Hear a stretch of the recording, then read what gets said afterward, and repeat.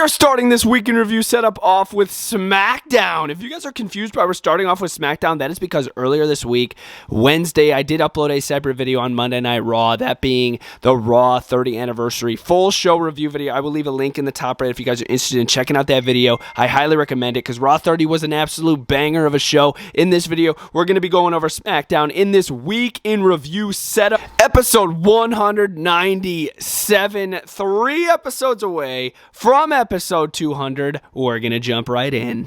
We opened up the show with a pretty solid match between Rey Mysterio and Karrion Kross. This was, of course, I believe the culmination of their little rivalry that they've been having until I saw the ending of the match, because Rey Mysterio won with a backslide. He did hit the 619, but eventually he was able to pin Karrion Kross with the backslide. I'm like, oh no. He didn't like fully take him out like a 619 knockout type win. It was a backslide. I think this rivalry is going to continue. More than likely, Karrion Kross will probably eliminate Rey Mysterio out of the Royal Rumble to continue their storyline. But as far as this match goes, it wasn't too bad. Scarlett tried to get involved multiple times, but Rey did prevail and beat Karrion Kross, which I was actually kind of surprised to see, not gonna lie, but it was pretty decent to open the show. Austin Theory, a Monday Night Raw superstar, came out on SmackDown with his United States Championship, gloating about how he beat Bobby Lashley once again on Monday Night Raw. But then Austin Theory got interrupted by the New Day, the NXT Tag Team Champions. I'm sorry, but it's so weird seeing the New Day with the NXT tag titles. It's just like, what the crap? It's just weird. I don't know why. It's like they were thinking of this. So I was like, yeah, we can't take the titles off of the Usos, but we need to put tag titles on the New Day. Give them the NXT tag titles.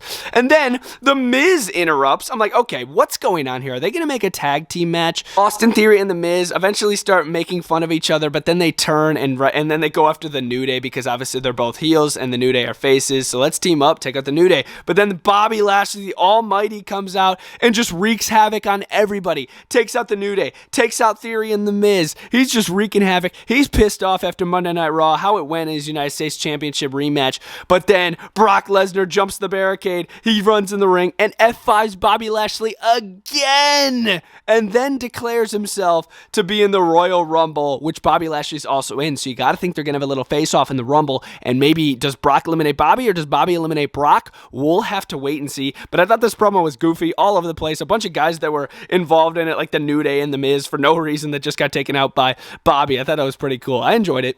Lacey Evans went up against a local competitor. I gotta admit, it was pretty cool to see Lacey Evans back in the ring and not in these stupid promo videos that she does at like these workout military bases things. I was like, dude, just get in the ring. We want to see you wrestle. You know what I'm saying? So she went up against this local person. I forgot her name. And Lacey Evans obviously prevailed. She was able to pick up the victory, and then she basically just berated her, threw her over the top rope and said, I'm going to win the Royal Rumble. You know, the good old, I'm going to win the Royal Rumble. They never do. But yeah, Lacey Evans, ain't no issue winning. It's going to be Rhea Ripley. Check out my prediction video if you haven't already. It was supposed to be a semifinals match between the Viking idiots and Drew McIntyre and Sheamus, but as Drew McIntyre and Sheamus were entering out to the ring, the Viking literal idiots attacked them from behind, and then during the commercial, Drew and Sheamus chase them to the back, and then they don't have a match. So then Hit Row comes out, and then they're like, well, who are we facing? We need to face someone. We need to face someone. So then Adam Pearce says, you know what, Hit Row? You'll go up against this team.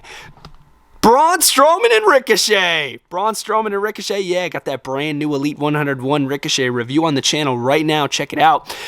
They faced Hit Row, and then they were able to take out Hit Row and win the match. Really cool powerbomb from Braun Strowman to Ashante Diadonis, and then Ricochet launched himself over the top rope to take out Top Dollar, and then they were able to pick up the victory. They're going to go to the finals to face Imperium, Giovanni Vinci, and Ludwig Kaiser. That match happened later in the show that I will talk about, but I am looking forward to that, and hopefully Imperium take the dub for the entire thing to face the Usos in the future. I'm excited. But as far as these Viking idiots go, what are you thinking? Why would you attack them before the match and squander your own opportunity at SmackDown and Raw Tag Team Champions, or SmackDown Tag Team Championships in this tournament? You are stupid. That's why I call them the Viking idiots. Yes, before you comment down below, yes, I know that is The Miz. I am posing it as L.A. Knight. Yeah.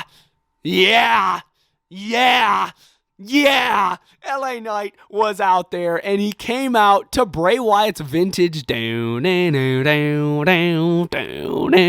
music, and I'm like, oh my gosh, is it Bray Wyatt? It was last week, it was the Firefly Funhouse. This week, he's bringing back his old music? Let's go. But it was LA Knight with the Hawaiian shirt and the fedora. He came out mocking Bray Wyatt, talking about he's going to beat him in the pitch black match. Bray Wyatt interrupted. He was on the stage, and he's like, yeah, you don't know what you gotten yourself into. This, that, I'm going to win. And then boom, up in the crowd, up in the sky boxes, we saw Uncle Howdy, who appeared with that light that he always does. That's got to be Bo Dallas, right?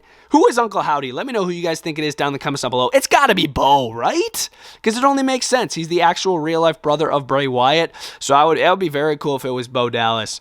But yeah, and then it basically just cut out from there, went to commercial or something like that. But I'm interested to see what's going to happen in the pitch black match. Once again, Royal Rumble predictions are on the channel, so feel free to check them out.